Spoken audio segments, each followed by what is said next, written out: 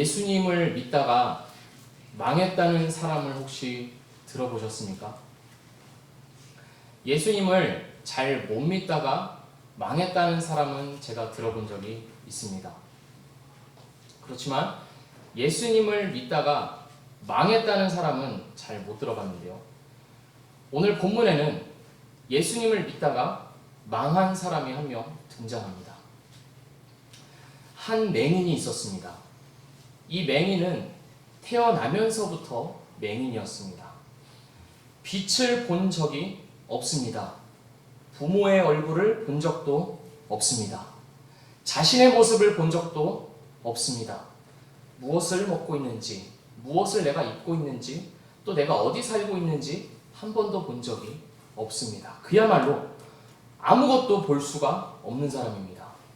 또한 이 맹인은 아무도 보지 않는 사람입니다. 이 맹인에게 관심을 기울이는 사람은 아무도 없습니다.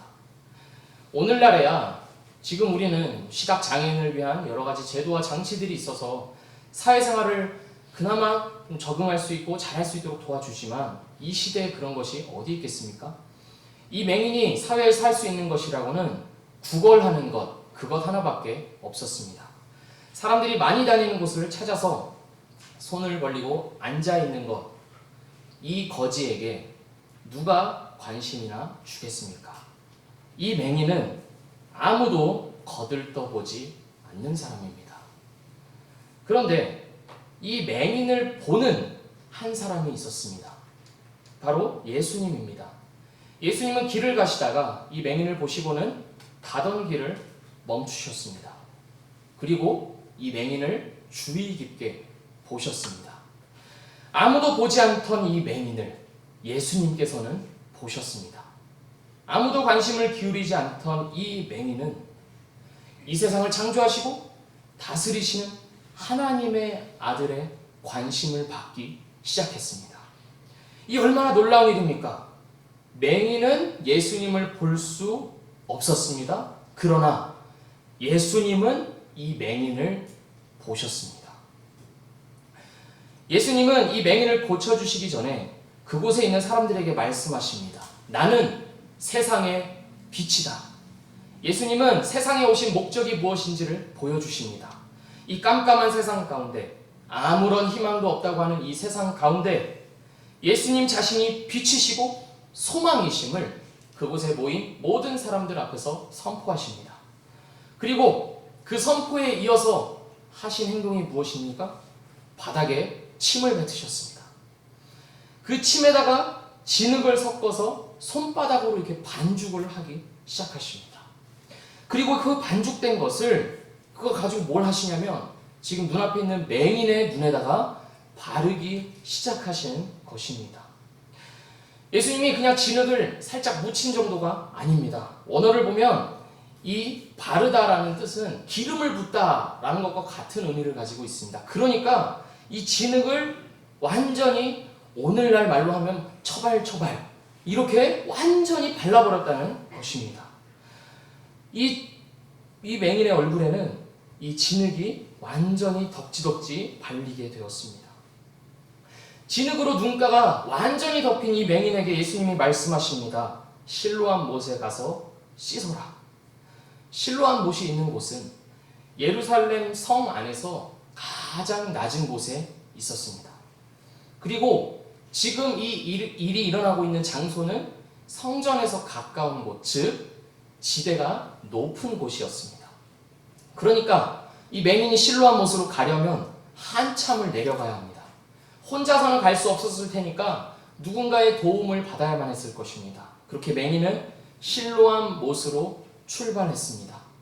눈가에 진흙을 잔뜩 묻힌 채로 실로암으로 내려갔습니다.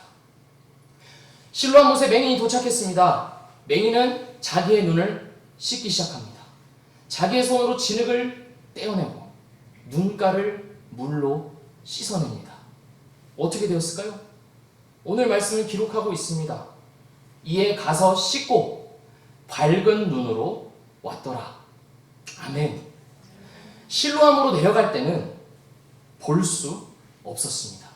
그러나 다시 올라올 때는 밝히 보게 되었습니다. 실로암으로 내려갈 때는 누군가의 도움을 받아야만 했습니다. 하지만 올라올 때는 더 이상 누군가의 도움이 필요 없었습니다. 자유했습니다. 실로암으로 내려갈 때는 두려움과 의심이 있었습니다. 그러나 다시 올라올 때는 두려움이 기쁨으로, 의심이 확신으로 바뀌어 있었습니다. 우리도 이 맹인처럼 앞을 볼 수 없는 사람들이었습니다. 우리의 눈과 영혼이 죄로 인하여서 완전히 어두워졌습니다. 아무것도 볼 수 없었고 아무것도 깨닫지 못했습니다. 그러나 이 맹인을 보셨던 예수님은 나를 보셨고 또 우리를 보셨습니다. 맹인이었던 우리의 눈을 열어주셨습니다. 예수님을 알 수도 믿을 수도 없었던 나에게 예수님은 믿음을 주시고 예수님 자신을 보여주셨습니다. 앞을 보지 못한 채 실로암으로 내려가는 그 길은 멀고도 먼 것 같았습니다. 하지만 예수님은 실로암 그곳에서 우리의 눈을, 우리의 영혼을 덮고 있던 그 어두움을 씻겨 주셨습니다. 우리에게 주신 그 구원의 기쁨과 감격, 나 같은 죄인을 살리시려고 예수님이 십자가에 못 박혀 죽으셨다는 그 사실이 우리를 얼마나 흥분하고 기쁘게 했습니까? 기뻐서 어쩔 줄 모르던 그때 그 감격은 지금 이 맹인에게도 그리고 우리 모두에게도 동일한 것입니다. 그런데 문제가 하나 있습니다. 이제 눈을 떴습니다. 어두움에서 빛을 보게 되었습니다. 이제는 더 이상 맹인이 아니고 오늘 성경에서 기록하고 있듯이 맹인이었던 자, 소경이었던 자가 되었습니다. 이제는 예수님에 대한 믿음을 가지고 살아갈 수 있게 되었습니다. 그런데 문제가 뭔지 아십니까? 이 예수님이 보이지가 않는다는 것입니다. 이 사람이, 이 맹인이었던 사람이 실로암에서 눈을 뜨고 다시 성전이 있는 곳으로 올라왔습니다. 내 눈을 뜨게 해주신 분이 누구이신가? 아, 내가 이제 그분을 따라가야겠다. 그분을 위해서 살아야겠다. 볼 수 없었던 나를 보게 해주셨는데 이제 나한테 더 이상 뭐가 남아있나? 이제 무조건 그분을 따라가서 살아야겠다. 이렇게 새 마음을 가지고 성전으로 올라왔습니다. 그런데 예수님이 그곳에 계시지 않았습니다. 이 사람을 기다리고 있던 것은 예수님이 아니었습니다. 예수님을 믿는 자신을 향한 의심과 외면과 반대와 거부였습니다. 내가 눈을 떴다는 것 때문에, 이제는 내 눈이 밝아져서 본다는 그 사실 때문에 오늘 성경 본문에서 이 사람은 현실 속에서 온갖 어려움을 당하게 됩니다. 이 사람은 이웃들을 만납니다. 그런데 이웃들이 보니까 이 사람이 더 이상 소경이 아닙니다. 이제는 두 눈을 똑바로 뜨고 보고 있습니다. 그러니까 이웃들이 이 사람의 존재를 의심하기 시작합니다. 얘가 그 구걸하던 사람이 맞다, 아니다 하면서 오늘 말씀 8절에서 보면 서로 논쟁을 하고 있습니다. 생각해 보십시오. 평생 앞을 보지 못하다가 보게 되었습니다. 그렇다면 이웃이라면 찾아가서 이렇게 말해줘야 되는 건 아닐까요? 정말 잘 되었다. 너무 기쁘다. 그동안 정말 고생 많았다. 이제 좀 잘 살아보자 하면서 말입니다. 그런데 오늘 말씀을 보면 이런 말을 해주는 이웃은 아무도 없습니다. 한다는 소리가 무엇이냐면 걔 구걸하던 걔 아니야? 이러고 있습니다. 함께 기뻐해주는 사람은 아무도 없는 것입니다. 그리고 이 맹인은 바리새인들을 만나게 되었습니다. 이 맹인이 눈을 뜬 것은 바리새인들에게 아주 큰 문제가 되었습니다. 왜냐하면 이날은 안식일이기 때문입니다. 바리새인들의 규례에 따르면 예수님은 안식일을 어기셨습니다. 안식일에는 일을 하면 안 되는데요. 예수님은 먼저 진흙을 반죽하셨고 또 그것을 이 사람의 눈에 바르는 일을 하셨고 또 그것을 통하여서 치료하는 일을 하셨습니다. 그러니까 바리새인들이 생각하기에 예수님은 분명히 죄인입니다. 안식일을 어겼으니까요. 그런데 눈을 뜨게 한 것을 보면 예수님이 하나님의 사람이신 것 같기도 합니다. 그래서 오늘 말씀에 보면 바리새인들끼리도 논쟁을 하고 있습니다. 16절에서 그런 모습들이 잘 보입니다. 그러니까 바리새인들은요, 예수님이 하나님의 아들이라고 인정을 하면 두 가지가 부딪히지가 않습니다. 그런데 그거를 인정할 수가 없으니까 예수님이 안식일을 어긴 죄인임과 또 병을 고치는 능력 있는 분이라는 이 두 가지가 안에서 해결이 되지 않는 것입니다. 그러니까 바리새인들이 하는 일은 무엇이냐면 이 사람을 협박합니다. 너는 하나님께 영광을 돌려라. 예수는 죄인이다. 너는 하나님이 고쳐주신 것이지 예수가 고쳐준 것이 아니다. 라고 말입니다. 이게 무슨 말입니까? 지금 맹인, 너의 신앙을, 너의 믿음을 부정하라는 것입니다. 그렇게 협박을 하고 있습니다. 또한 이 맹인은요, 사람들의, 가족들의 외면을 받습니다. 맹인이었던 이 사람은 부모에게도 자신이 눈을 떴다는 사실을 전했을 것입니다. 부모니까 당연하죠. 그런데 그래서 분명히 부모 또한 아들을 통해서 예수라고 하는 사람이 우리 아들을 고쳐주었구나 하는 소식을 분명히 들었을 것입니다. 그런데 결정적인 순간에 이 부모는요, 아들을 외면합니다. 바리새인들이 이 부모를 불러서 물어봅니다. 지금 얘가 진짜 맹인이 맞냐? 거짓말 아니야?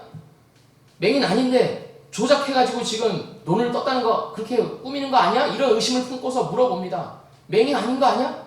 하지만 부모가 맹인이 맞다고는 이야기합니다. 하지만 거기서 한 걸음 더 나아갔어야 되는데, 그리고 이 맹인이었지만 고쳐준 분은 예수님이라고 하는 그분이더라 라는 그 말을 전했어야 되는데 뭐라고 말하냐면 어떻게 해서 보는지 모르겠습니다.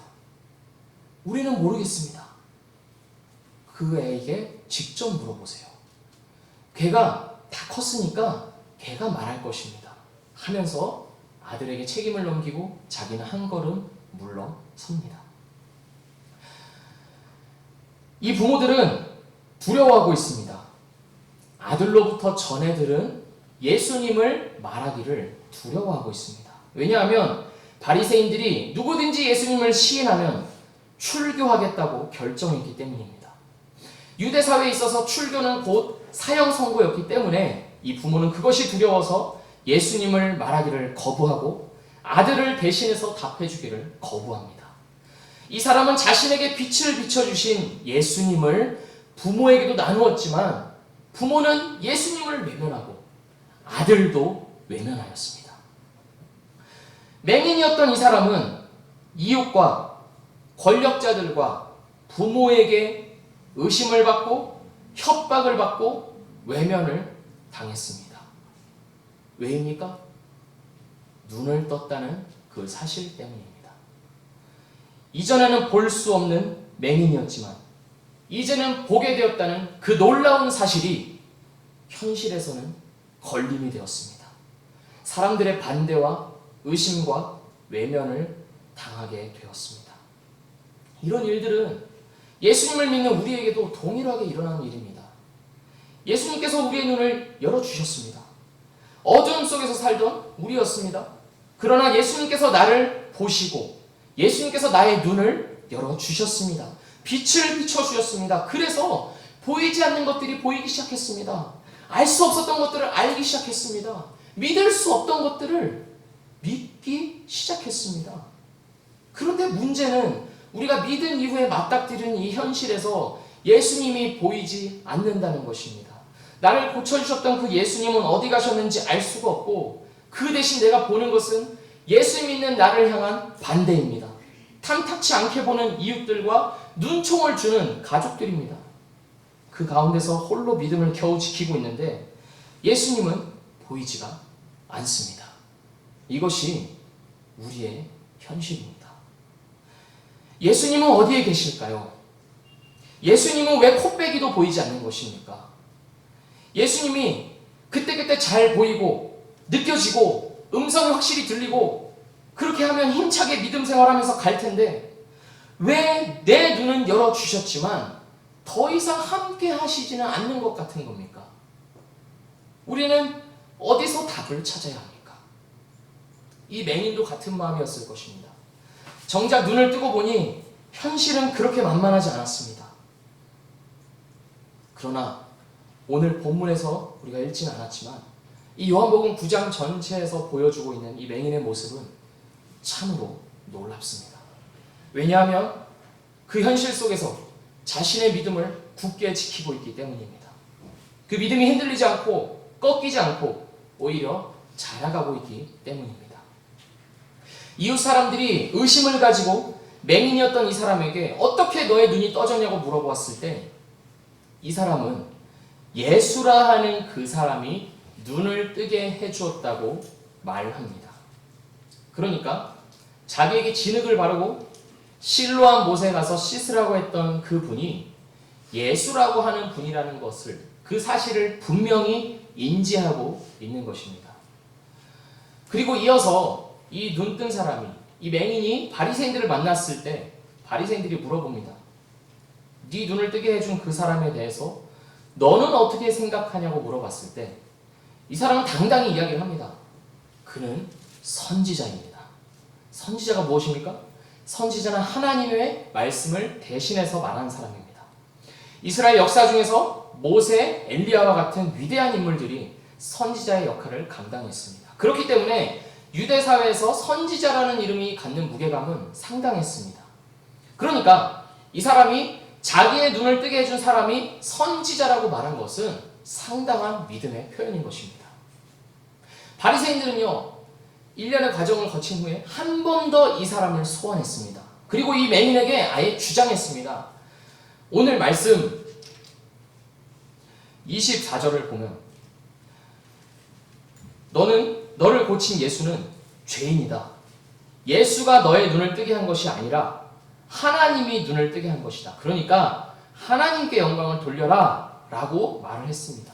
그러니까 지금 너의 신앙을 부정하고 믿음을 부정하고 예수라고 시인하기를 멈추고 이 사회 안으로 들어오라는 것입니다.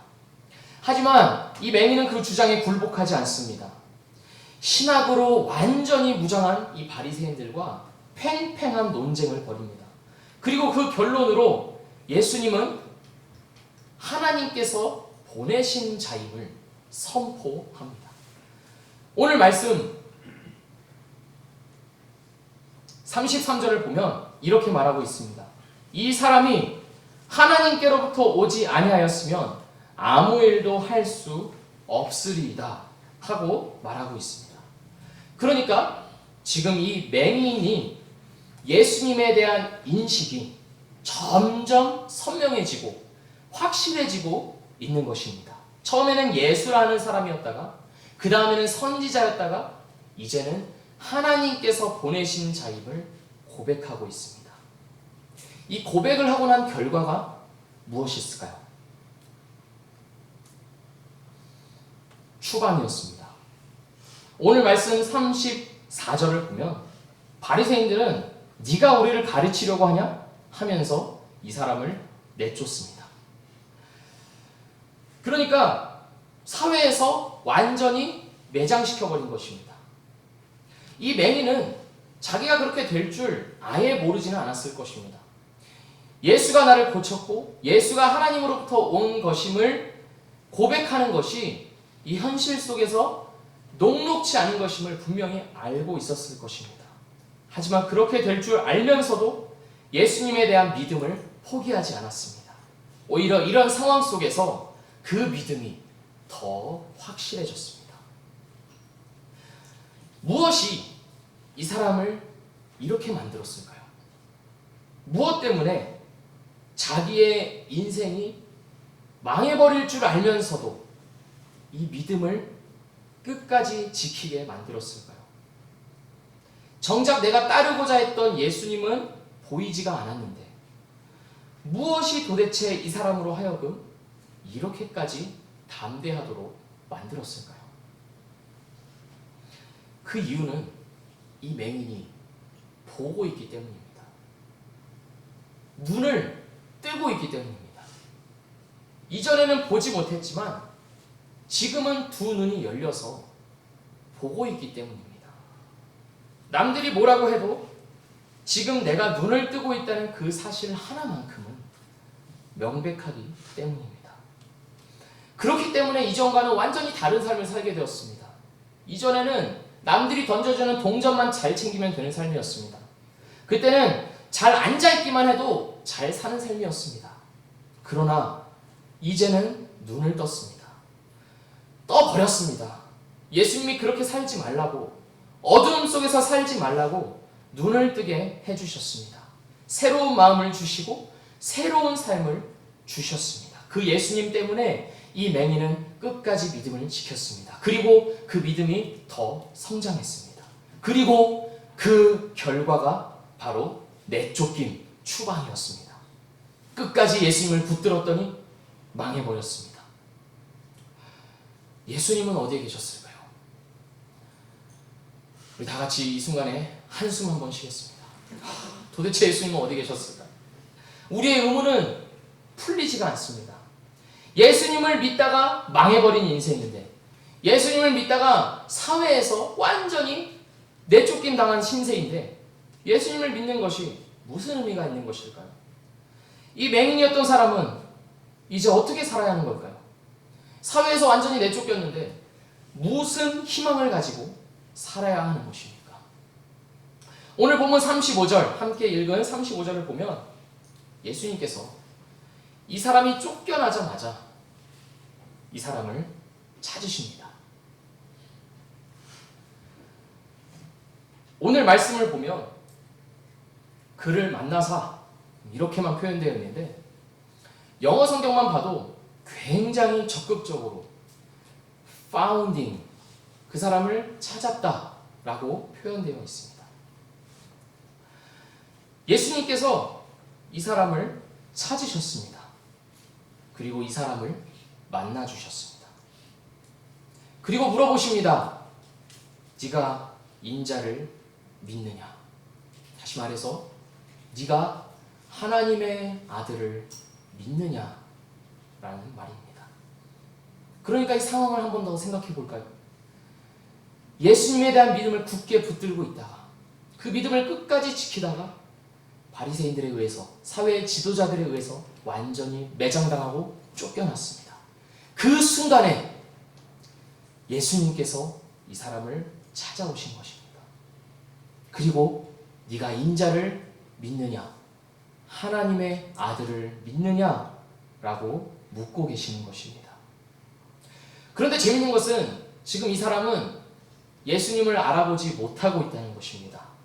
자기를 찾아와서 말을 건네고 있는 이 사람이 누구인지 모른다는 것입니다. 왜냐하면 예수님을 처음 만났을 때는 눈을 뜨지 못했으니까요. 그래서 이렇게 대답합니다. 하나님의 아들, 그분이 누구입니까? 내가 믿고 싶습니다. 이에 이어서 예수님이 말씀하십니다. 너는 지금 그를 보았다. 너와 이야기하고 있는 사람이 바로 하나님의 아들이다. 이게 무슨 말입니까? 나다! 여기 있다! 내가 왔다! 너를 고쳐준 이가 바로 나다. 내가 바로 하나님의 아들이다. 라고 지금 말씀하고 계시는 것입니다. 예수님을 끝까지 믿다가 망해버린 이 사람의 인생에 예수님께서 찾아오셨습니다. 맹인이었던 이 사람은 음성으로만 배웠던 그분을 이제 두 눈으로 똑똑히 보게 되었습니다. 이 사실로 인해서 우리는 분명히 알 수가 있습니다. 예수 믿다가 망한 사람, 예수님 끝까지 붙들다가 망하기까지 한 사람은 예수님이 찾아서 만나주신다는 사실을 말입니다. 사랑하는 성도 여러분, 우리는 맹인이었습니다. 그러나 예수님께서 맹인이었던 우리의 눈을 열어주셨습니다. 눈을 뜨게 된 우리의 삶은 어쩌면 이 세상에서 망할 수도 있는 삶입니다. 예수님을 믿는다는 것 때문에, 그리고 예수님을 전한다는 것 때문에, 예수님을 위한 삶을 산다는 이유로 외면받고 욕을 먹고 웃음거리가 될 수도 있는 그런 삶이고 그런 길입니다. 하지만 그래도 괜찮은 길입니다. 왜냐하면 망한 것으로 끝나지 않기 때문입니다. 예수님께서 찾아주시고 만나주시고 위로해 주시는 길이기 때문입니다. 이 길 끝에서 예수님께서 나를 기다리고 계시기 때문입니다. 이 길 끝에서 내가 예수 믿다가 망했습니다. 예수님 따르다가 이렇게 됐습니다. 라고 고백할 때, 그래, 너무 잘했다. 네가 잘한 거다. 그렇게 하시면서 나를 안아주실 것이기 때문입니다. 그뿐만이 아닙니다. 이 맹인이었던 사람이 숱한 고난을 당하는 동안 예수님께서 어디 계셨을까요? 예수님은 이 사람을 떠나고 계시지 않았습니다. 다 알고 계시고 다 보고 계셨습니다. 이 사람이 예수님을 알아가는 데 있어서 예수라고 하는 그 한 사람, 그리고 선지자, 그리고 하나님이 보내신 자라고 하는 이 예수님에 대한 알아감이 점점 더 깊어지고 풍부해지는 이 과정을 겪는 동안 예수님께서 결코 어디 멀리 계시지 않았습니다. 이 사람 곁에서 그 모든 과정을 지켜보고 계시고 함께하고 계셨습니다. 그렇게 믿음이 자라가고 견고해지도록 하기 위해서 예수님께서 잠시 없는 것처럼 그렇게 계셨던 것입니다. 그렇다면 지금 이 삶을 살아가는 우리는 어떻게 해야겠습니까? 예수님은 절대로 나를 혼자 두지 않으십니다. 우리 예수님은 내가 믿음을 붙들고 살아가는 이 모든 과정을 지켜보고 계십니다. 그리고 예수님의 이름을 위하여서 고난을 받는 것을 결코 모른 채 하지 않으십니다. 오히려 자신의 이름 때문에 세상에서 어려움을 겪고 고난을 받는 자들을 더욱 가까이 하십니다. 그들을 만나주시기를 더 기뻐하고 즐겨 하십니다. 복음서에서 이렇게 말씀하시지 않으셨습니까? 누구든 나를 시인하는 자는 나도 하나님 앞에서 그를 시인할 것이요, 누구든지 나를 부인하는 자는 나도 하나님 앞에서 그를 모른다 할 것이다. 예수님은 자기를 위해서 고난받는 자, 자기를 위해서 살다가 이 세상에서 어려움을 겪는 자들을 결코 외면하시지 않고 오히려 그들을 더 만나주시고 그들을 위로해 주시기를 기뻐하십니다. 오늘 말씀에서도 이 사람이 내쫓김을 당하자마자 예수님께서 기다리셨다는 듯이 이 사람을 찾아주시지 않으셨습니까? 이 믿음 생활을 하는 가운데 예수님이 보이지 않을지라도 우리는 예수님이 나와 함께하고 계심을 믿어야 합니다. 보이지 않을지라도, 느껴지지 않을지라도 나를 더 자라가게 하시고 성장하게 하셔서 이 세상 속에서 빛을 비추는데 사용하실 것임을 굳게 믿어야 합니다. 사랑하는 미랄교회 성도 여러분, 우리들은 눈을 뜬 자들입니다. 눈을 뜬 자는 눈을 뜬 자의 삶이 있습니다. 눈을 뜨지 못한 자의 삶과는 다른 눈을 뜬 자의 삶이 있습니다. 그 삶을 살아갑시다. 눈 뜬 자에 합당하게 눈을 뜨고 똑똑히 보는 것에 걸맞는 그런 삶을 살아갑시다. 예수 믿다고 매수 믿다가 망해도 좋다고 하면서, 물론 예수님 믿다가 다 망하는 것은 아닙니다. 담대하게, 그럴지라도 담대하게 이 세상 속에서 예수님을 쫓아서 살아가는, 그래서 예수님이 찾으시고 만나주시는 그 사람이 우리 모두가 되기를 주님의 이름으로 축복합니다.